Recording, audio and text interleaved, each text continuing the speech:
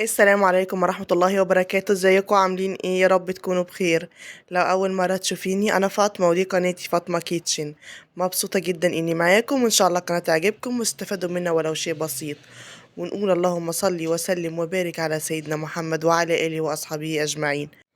ونقول بسم الله الرحمن الرحيم وندخل في الفيديو كده على طول. النهاردة عندي عزومة ناس غوالي، ناس حبايبنا. آه يعني بحب اعمل لهم اول اكلة دي. هي أكلة يعني معروفة بس أنا باحب أعملها لهم بصراحة. ونقول اللهم صل وسلم وبارك على سيدنا محمد ونشوف أنا عملت إيه. صحيت الصبح واتصلت بالراجل اللي هو بتاع الفراخ اللي أنا باجيب منه. طلبت منه 3 فرخات حلوين كده يعني. مش كبار أوي ولا صغيرين أوي. ويقطعهم لي كمان. هو نضفهم وقطعهم زي ما انتم شايفين كده، بس أنا لازم طبعا أعيد عليه بالسكينة وأشيل أي حاجة لازم تتنضف يعني.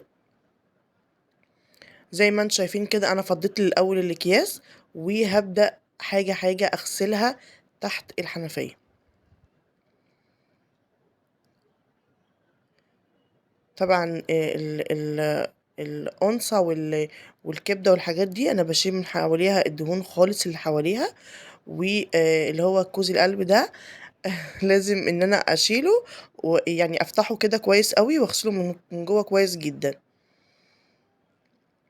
زي ما انتم شايفين كده هبدأ بقى ايه، اخد حاجة حاجة واغسلها لوحدها، ان لسه كل ده انا بغسل اول غسلة يعني، لسه انا كده آه، بنضف بس. في بقى يعني ساعات كده يعني بتيجي فيها ريشة، بتيجي فيها حاجة عايزة تتنضف، يعني في دهون لازم تتشال من عليها كده. يعني لازم كده زي ما انتم شايفين كده بالسكينة كده بشتغل فيها. انا ما جبتش حجمهم كبير قوي لان انا ناوية اعملهم صينية في الفرن. فانا ما بحبهمش الكبير قوي، بحس ان يعني معرفش بتبقاش حلوة خالص. دي بتبقى يعني حلوة في الفرن لو هي وسط يعني كده. غسلت بقى كده وزي ما انتم شايفين كده بشيل اي حاجة مضايقاني فيهم. بروح شايلاها كويس قوي، كل يعني كل قطعة لوحدها كده افضل انضف فيها الاول. ده تنظيف مبدئي لسه زي ما انتم شايفين كده.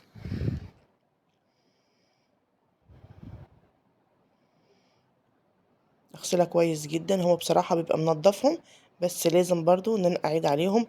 مدرسة بقى اللي يقولك ما تغسلش الفراخ والحاجات دي، لا انا معرفش بصراحة دول بياكلوا ازاي معرفش. يعني لازم ده تتنقع وتتغسل كويس جدا لا، ويعني على الحوض بيتغسل بالكلوروكس بعد كده، وبيتغسل يعني كل حاجة يعني لازم يديها كويس. بس لازم برضو الفراخ نغسلها يعني مفيش سبب يخليني مغسلهاش. دي كده بعد ما غسلتها بقى خلاص. نضفت مطرحها ونزلت بقى هنا كده في المصفى الكبيرة دي. عليها بقى كمية ملح كبيرة كده. كمية برضو دقيق حلوة كده. واعصر عليها ليمون. ساعات بحط خل بس مش بحبه قوي في الفراخ بصراحة، بحب الليمون اكتر. لو في كمان طماطمايه بحطها وافضل ادعك فيها كويس قوي بقى. بس انا النهارده اكتفيت بدول. افضل بقى الفهم كده كويس زي ما انتم شايفين كده، الف كده كويس فيهم. وانضف بقى الحوض انا غسلته بالسلكه، السفنجه المخصوصه بتاعته يعني، بالكلوروكس وبالمسحوق وكل حاجه يعني. هنا بقى قلت هعمل تسبيكه المحشي. انا هعمل النهارده محشي مشكل يعني، بتنجان وكوسه وفلفل وكده. فقلت هعمل له بقى التسبيكه هنا. فالكميه كانت حلوه يعني، فقلت ايه، هعمل في الحله الكبيره دي الاول. حطيت في الحله دي فيها معلقتين زبده كبار، يعني من معلقه زبده من اللي انا ماسكاها دي كده. وحطيت حبه زيت. وكمان حطيت بصلتين مفرومين ناعم. 3 بصلات كده مفرومين ناعم زي ما انتم شايفين كده. شوحتهم لحد ما خدوا لون شويه كده. وبنزل عليهم ب4 فصوص توم صغيرين.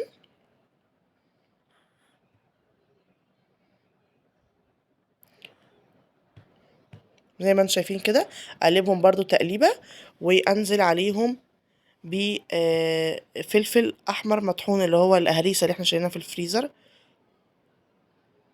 انزل برضو عليها. بصوا بقى الهريسه دي والثوم ده بيخلي التسبيكة دي في حتة تانية خالص، بيخلي طعمها حلو جدا جدا جدا. هقلبه بقى كويس كده، وبعد كده انزل عليه بمكعبات المرقة. ممكن ما احطهاش، ساعات ما بحطهاش بصراحة، بس يعني النهاردة حطيتها. حطيت 3 كده 4، لان الكمية عندي كبيرة. وحطيت كمان عليها البهارات بقى، ملح، فلفل اسود، حطيت كمون وكزبرة ناشفة. دي بهارات المحشي بتاعتي، هي دي، ما بحطش حاجة اكتر من كده. طبعا كانت المعلقة سخنت، فبقلب بقى تقليبة حلوة كده، وبعد كده انزل عليهم بمعلقتين صلصة كبار. طبعا الصلصة دي ساعات بحطها وساعات مش بحطها، بس عشان كانت ال الطماطم ما كانتش حمرا قوي وما كانتش كتير زي ما انتم شايفين كده. طبعا دي طماطم متفرزة في الفريزر، فانا بطلعها على طول. يعني دي يعني ايه اللي هي يعني مش ما فيهاش اي حاجة اضافات ولا حاجة خالص، هي طماطم مضروبة متصفية ومغلية بس. وسبتها بقى تتسبك على جنب. كانت في الوقت ده بقى كنت انا غسلت الفراخ وصفيتها وكله، وقلت تعالوا نعمل هنا بقى ايه الخلطة بتاعتها. حطيت بصل مفروم الكمية اللي انت عايزاها، وحطيت طماطم متقطعة مش مبشورة. المبشورة بحسها بتلتها شوية، فانا بحبها متقطعة. فلفل اخضر متقطع، فصين توم. وهعصر عليها الكمية دي عصرت عليها حوالي 3 ليمونات، لا 3 ليمونات عصرهم كويس قوي كده زي ما انتم شايفين كده. وحطيت كمان معلقة صلصة، معلقة صلصة. ما بحبش احط، تاني مرة اقول، ما بحبش احط الطماطم مبشورة. وحطيت كوباية زبادي، لو كان في كوباية تاني كنت حطيت، بس هي الكوباية اللي كانت متوفرة عندي. وحطيت حوالي معلقتين زيت او 3. وحطيت حبة يعني معلقة خل صغيرة. وبعد كده حطيت بقى هنا البهارات بتاعتها، معلقة صغيرة كركم، معلقة صغيرة كاري، معلقة حلوة كده من بهارات الفراخ، وكزبرة ناشفة، وفلفل اسود وملح. بس كده، مش هحط حاجة تاني. هدعكم كويس قوي بايدي كده، انا بحب ادخل بايدي في الاكل بصراحة. انا غسلاها كويس جدا ومنضفاها بصراحة يعني. فهدعكم كويس قوي كده. وهبدأ هنا بقى اخد الفراخ حتة حتة، ابدأ ادعكها كويس قوي بالتتبيلة دي.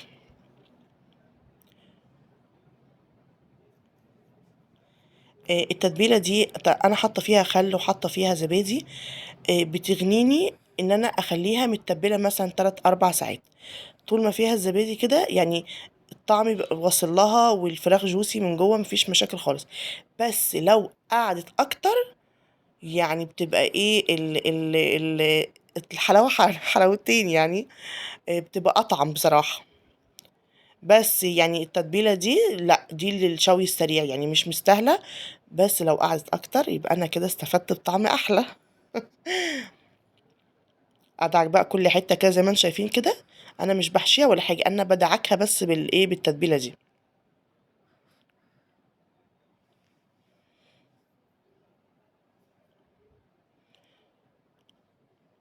زي ما انتم شايفين كده، دعكها كده حلو كده. طبعا انا عملت المحشي بشوربة كانت عندي، يعني الشوربة دي عندي، فانا ما سلقتش الفراخ. في صينية بقى كبيرة كده نزلت بقى ايه حبة من اللي هي الخلطة بتاعة البصل والطماطم والفلفل تحت. وابدا ارص الفراخ كويس قوي كده، لازقه في بعضها كويس، علشان ما تنشفش. انا عايزاها لازقه كده في بعضها كده. كان ممكن احط الكميتين دول على صينيتين، بس انا ما حبيتش، علشان مش عايزاها تنشف، لان انتوا زي ما انتم شايفين كده انا مش جايبه قطع كبيره، فانا مش عايزاها تنشف. فما بحطش يعني ما بحطهمش في حتت كده يعني في صينيه كده متفرقين، لا، ماسكين في بعض كده حبايب كده، بيلعبوا مع بعض كده ماسكين في بعض قوي. هنزل بقى بقية التتبيلة كده فوق الوش، وهسيبهم حوالي نص ساعة بالظبط أقل من نُص ساعة، لأ نُص ساعة، أنا سِبتهم نُص ساعة بس مش قصدي يعني إن أنا أسيبهم نُص ساعة، بس هو عقبال لمّا إيه، يعني عقبال ما كان في إيدي حاجة عملتها، بس يعني أنا سِبتهم بس نُص ساعة. ودخّلتهم الفرن، قعدوا نُص ساعة برضه من تحت والنار عالية، وبعد كده حطيتهم على الشبكة متغطيين كل ده، وسِبتهم ساعة الأول وهاوريكم أنا عملت إيه. دلوقتي كانت التسبيكة اتعملت، فرُحت حاطة بقى عليها اسمه إيه، الرز. في الوقت ده بالضبط كانت المُدرسة دخلت عليَّ، فرُحت قابلتها وكُلّه والتسبيكة في الصينية ومحطّوط عليها الرز مش متقلّبة، وبعد كده رجعت تاني الحمد لله ما كانش جرى لهم حاجة يعني.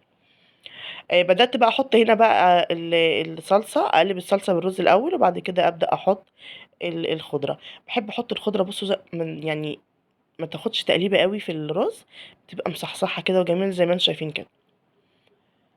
ضبطت بقى الملح بتاعه وضبطت كل حاجة بتاعته كده خلاص، هابدأ بقى أحشي زي ما أنتم شايفين حاجة، حاجة كده. ممكن أحُط المحشي كلّه مع بعضه، بس أنا برضه مش باحب أحُط يعني البتنجان لوحده وأحُط معاه فلفل، وأحُط الكوسة لوحدها وأحُط معاها فلفل. أنا كنت جايبة كمية حلوة يعني، حوالي 4 كيلو بتنجان، وتقريبًا 3 كوسة، وكان حوالي كيلو ونُص فلفل، بألف هنا وشفا.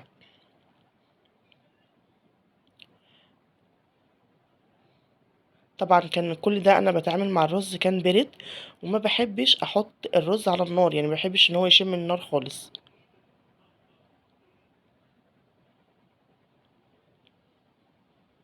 طبعًا أنا باحشي بإيدي معذرةً، بس أنا حاولت كذا مرّة والله إن أنا أتعامل بالجلافز ما عرفتش خالص.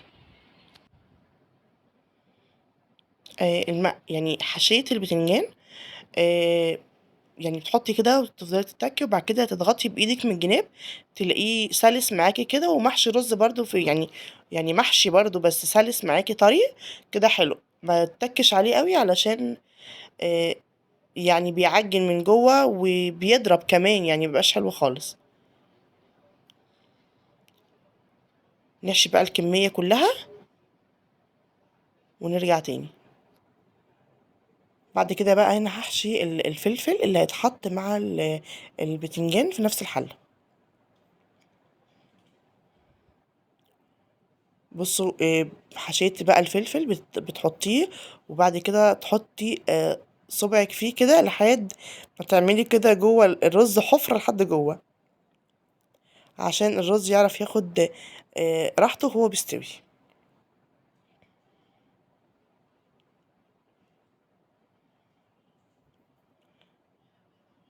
أهو،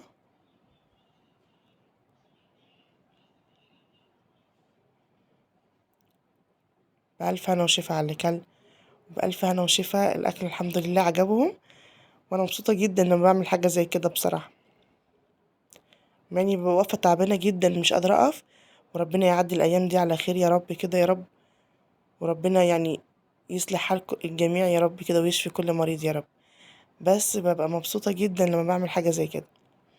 حشيت بقى هنا الكوسة والبتنجان وحطيتهم، قصدي لأ، حشيت الفلفل والبتنجان وحطيتهم في الحلة بتاعتهم وبابدأ أحشي الكوسة. الكوسة بقى بتتحشي إزاي؟ ما بتحطيش طبعًا صُبعِك فيها خالص، أنتِ بتحطي الرز كده فيها وبتخبطي ينزل الرز، لإن الكوسة حساسة جدًا، جدًا، جدًا، وبتتكسر بسرعة جدًا في الحشو. يعني بُصّي بتحطي صباعِك كده شوية يعني من على الوش بس، وتخبطيها تخبطتين كده بتلاقي الرز كلّه نزل تحت. طبعًا بتسيبي منها حبّة عشان الكوسة، آآ يعني لمّا الرز بيكتر فيها دي بقى مش بتعجِّن، دي بتضرب على طول، بتتكسر على طول.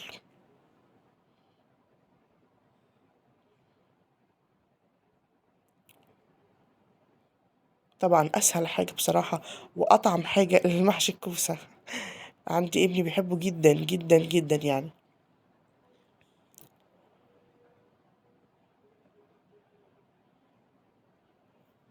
كده هاحشي كام واحدة معاكم كده، وبعد كده نروح نشوف هنعمل إيه تاني. يلا بقى بينا نشوف هنعمل ايه تاني. هنا بقى كنت بعمل كنت هنا في الوقت ده حطيت بتنجان اشوحه في الزيت، يعني ادحرجه في الزيت. عايزه اقول لكم البتنجان نزل في الزيت شم ريحه الولع، استوى، اتهرى مش استوى، والله العظيم بامانه. فتعالوا شوفوا انا بقى تبلته ازاي. انا بحط هنا الفلفل اللي انا طحناه ومفرزاه معاكم، اللي هو بالثوم جاهز، بس زودت له شويه ملح لان كميه البتنجان كانت كبيره شويه، وبحط له رشه كمون صغيره جدا وحبه خل. الليمون بحب احطه من على الوش، مش بحطه جوه البتنجانه نفسها. طبعا انا بحب احشي البتنجان وهو سخن، يعني طالع من الزيت كده، كان سخن جدا على ايدي عايزه اقول لكم. وبحب احشيه يعني اخلله وهو سخن كده بيشرب من التتبيله، ما بحبوش لما يبرد، سخن جدا جدا يعني. بس ده بيبقى اطعم بصراحه من اي مخلل بيتحط جنب الاكل، ده اطعم حاجه. يعني البتنجان بصراحه بامانه شم الولعه، استوى خالص، بقيت مش عارفه المك انت بتعمل ايه. خلصت هنا الكميه كلها، هبدا اعصر عليها بقى ايه. الكميه دي خدت مني 3 ليمونات. بحب الليمون كده من على الوش كده، بيبقى حلو جدا جدا جدا.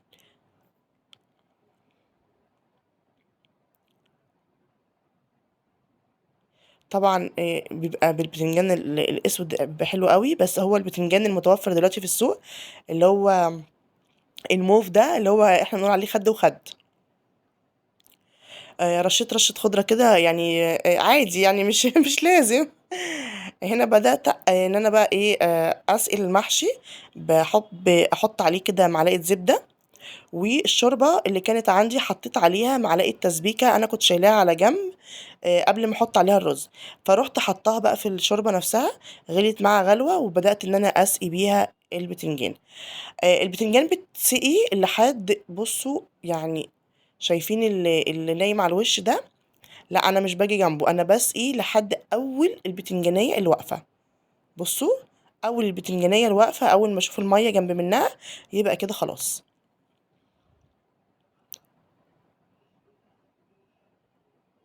بس كده. هنا بقى الكوسه، برضو بسقيها لحد نص الكوسايه، لان الكوسه بتنزل ميه كتير، يعني في السوا بتاعتها بتنزل ميه. فانا بملى الحله لحد نص الكوسايه لو هي واقفه. بصوا انا ما بعرفش اعمل الكوسه نايمه بصراحه، بحب اعملها واقفه، واللي على الوش ده بتبقى زياده، يعني احطه فين، احطك فين يعني. بصوا لنص الكوسايه كده. طبعا انا كنت في الوقت ده كنت نسيت احط عليها زبده، فحطيت عليها زبده، واتاكدت كويس قوي ان الميه لنص الكوسه اللي واقفه كده سواها، يعني كده يعني التسقيه بتاعتها مظبوطه. اول ما غليت الغلوه دي بقى كده، ولقيت كده الميه بدات تقل حاجه بسيطه، بروح موطيه عليه خالص خالص خالص، واسيبه بقى يستوي براحته. وبرده هنا الفلفل، قصدي البتنجان، اول برضو ما لقيت الميه كده قلت من عليه، ابدا اوطي عليه خالص خالص خالص.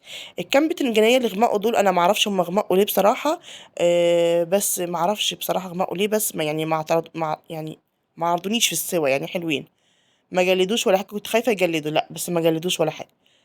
وطيت عليه بقى خالص، وبدات ان انا اشوف الفراخ.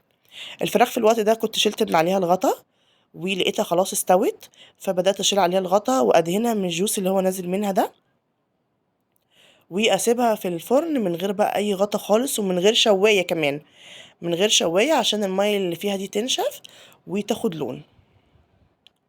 ودخلتها الفرن كمان، قعدت حوالي كلها على بعضها في السوا بتاعها، قعدت حوالي ساعتين، ساعتين الا، يعني مش كتير قوي، ساعتين الا مش كتير، يعني مش الا ربع كمان، لا كانت اقل من كده. بسم الله الرحمن الرحيم. هنا بقى طبعا في اولاد في البيت، يبقى لازم ايه يا دوبك يغلو، يعني المحشي ياخد غلوه ونجيب بقى ندوق وناكل. آه، انا بحب بصراحه، يعني انا كده اتغديت. آه، كوسه كانت استوت، بس كانت محتاجه يعني غلوه كمان، وكان البتنجان كمان استوى، بس برضو محتاج شويه كمان لان لقيت الرز لسه ناشف شويه. بصوا هنا كده استوى، بس لسه يعني كان محتاج حوالي 10 دقايق كمان. هنا بقى الفراخ بعد ما خلاص كده خدت اللون بتاعها، كده خدت اللون بتاعها، بس حسيت ان لسه في النص. بصوا زي ما انتم شايفين كده لسه في النص ورك كده، ايه حبيبي ما تحمرش قوي. فقلت له خش تاني، خد لون زياده واطلع لي بقى. بس هنا ما كملتش 3 4 دقايق تاني في الفرن.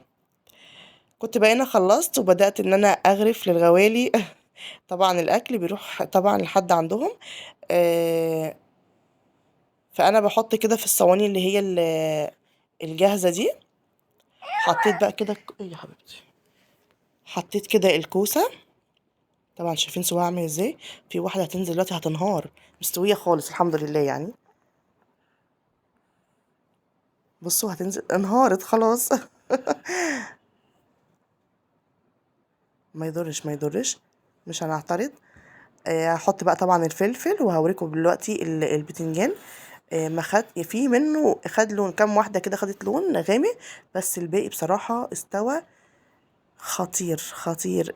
البتنجان كمان اللي في الموسم ده اللي هو خد وخد ده تحفه تحفه في المحشي. يعني انا بحبه وبحب الاسود عن البتنجان الابيض. ما بحبش البتنجان الابيض في المحشي. هبدا بقى هنا احط البتنجان. شايفين البتنجان عامل ازاي، خطير، كان طعمه خطير قوي. بصوا ما خدش لون، هحط دلوقتي واحده واخده لون زي يعني لون بني كده. هي كام واحده كده. بصوا بقى البتنجانيه دي هي بس اللي خدت لون، بس يعني عادي يعني. معرفش من ايه يعني، بس هي خدت لون يعني تقريبا من الشوربه السخنه جت عليه، زي ما سالت ماما يعني. وبعد كده خلاص كده ابدا بقى احط الفراخ. برضو كل واحد برضو بياخد نايبه يعني. بألف هنا وشفا والله، بألف ألف ألف ألف هنا وشفا. شكله عامل ازاي صراحة خطير.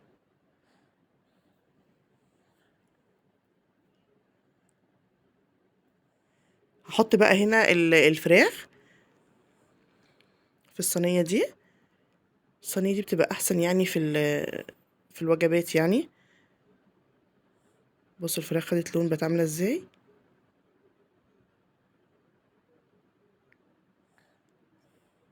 هحط بقى كله كده.